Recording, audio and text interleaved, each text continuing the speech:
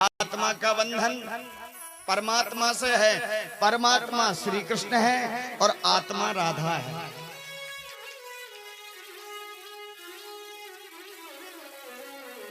एक बहुत विशेष मैं निवेदन आपसे करूं।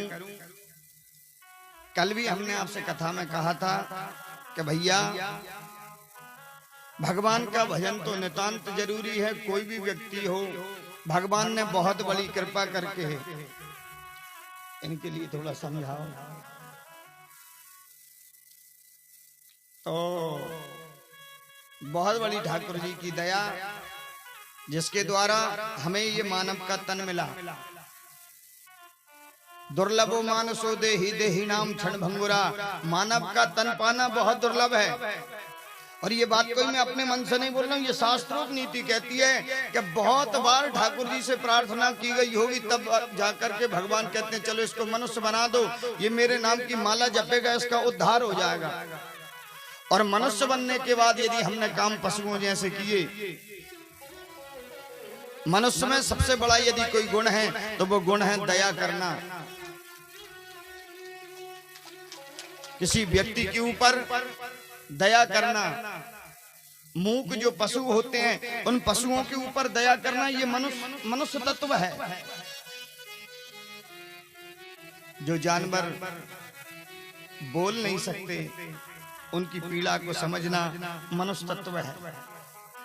केवल पूरे विश्व में, पूरी दुनिया में मात्र मनुष्य ऐसा है, हाथ का तकिया लगाकर चाहे जहां सो जाता है।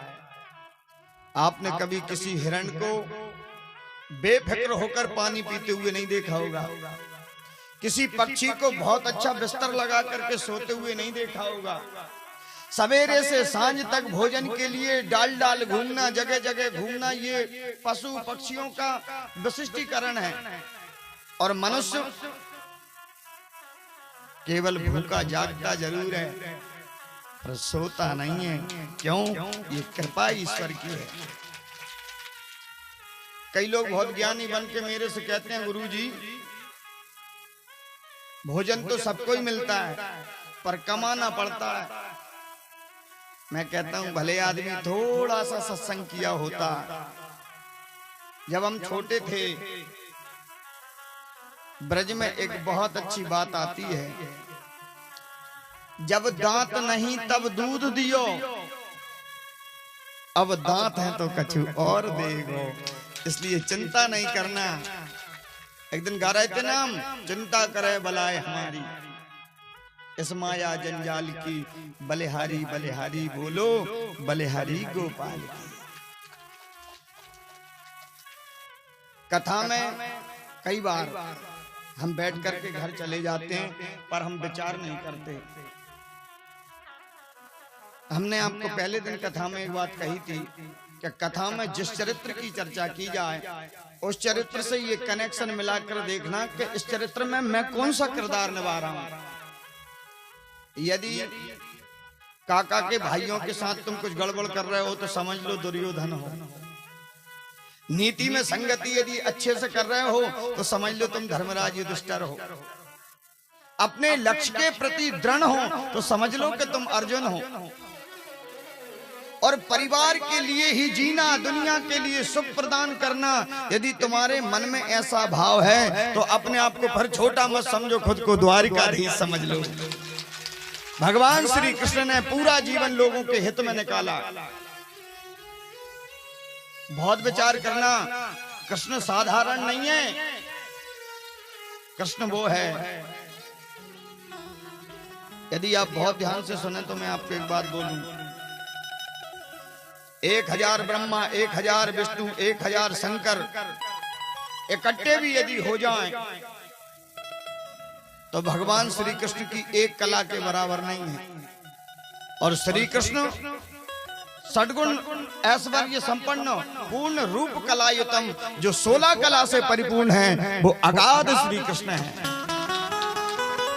भारत की भूमि वो पवित्र भूमि है जहां पर मेरे राम जी, मेरे कृष्ण ने जन्म लेकर लोगों से कहा भैया तुम पुनीत भूमि पर हो।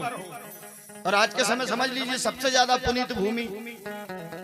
विचार करना वृंदावन का ग्वाला देखो पहुंच गया अमेरिका, हर माथे पर लगा हुआ है श्री कृष्ण का टीका। हम लोग अपने आप को सनातनी कहते हैं, माथे पर तिलक लगाने में शर्म, चोटी रखने में शर्म, गले में तुलसी की माला पहनने में शर्म। पता ये नियम क्यों बना? ये नियम केवल इसलिए बना, माथे पर दमकता हुआ तिलक लगा हो, गले में तुलसी की माला हो, इतनी लंबी चोटी हो, यदि 3 गुण तुम्हारे अंदर हैं तो हाथ में पौआ नहीं आ सकता। लोग कहेंगे वाह साहब इतना बड़ा तिलक। जब भी सोचो लोगों के कल्याण के लिए सोचो, क्योंकि हमारे हाथ में है ये, हम लोगों के लिए अच्छा सोच सकते हैं।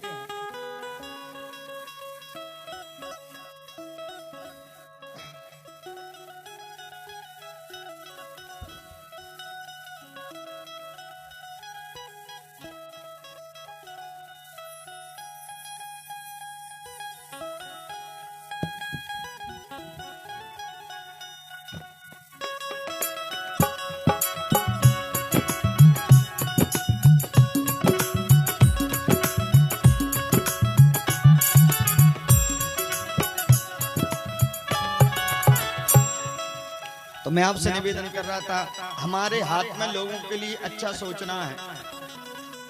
कभी किसी के प्रति बुरा मत सोचो,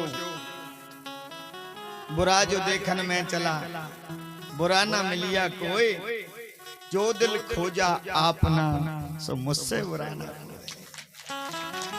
यदि हम बुरे हैं तो पूरा संसार तुम्हें बुरा लगेगा। यदि तुम में अवगुण है तो कहोगे साहब सब लोगों में अवगुण है। तुम खुद यदि कपट वाले व्यक्ति हो तो दूसरा सामने वाला भी तुम्हें कपट जैसा ही लगेगा। सदा अच्छा व्यवहार करिए। मेरे राम जी कहते हैं मन को निर्मल रखिए, और निर्मल मन में जो आनंद है वो बाबा गोस्वामी तुलसीदास जी कहते हैं।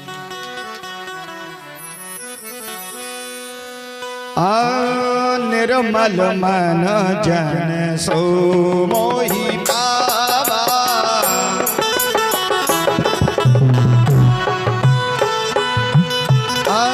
निर्मल मन जन सो मोहि पावा,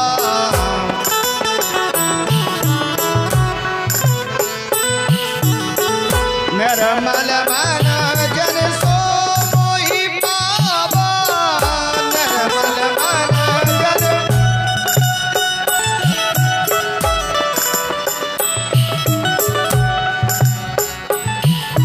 निर्मल मन जन सो मोहि पावा, निर्मल मन जन, निर्मल मन जन, मोह कपट छल छेत्र न भावा,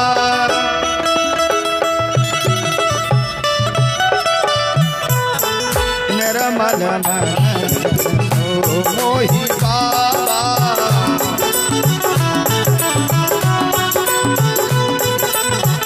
मोह कपट छल छेत्र न भावा। इसलिए मन को शुद्ध करके एक ही बात कहिए, गाइए राम ही सुमरिए राम ही, गाइए राम,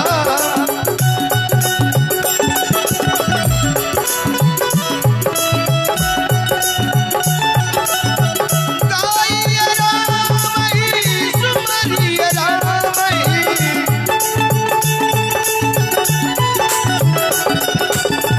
संगत सुनिए राम गुण गावहि,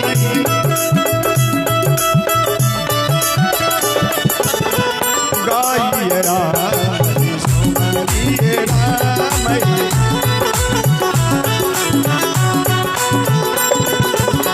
संगत सुनिए राम गुण गावहि।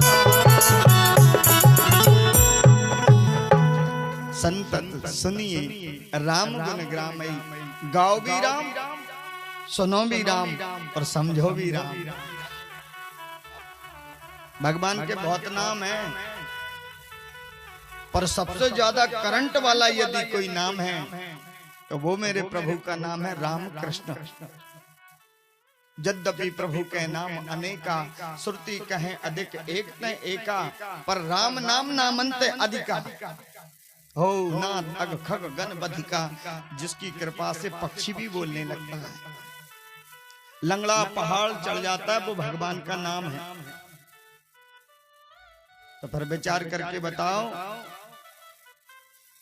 हम लोग मानव बन करके भगवान का नाम ना गाएं और दुनिया की बेमनस्ता में लगे रहें, तो ये बात तो बिल्कुल भी अच्छी नहीं है।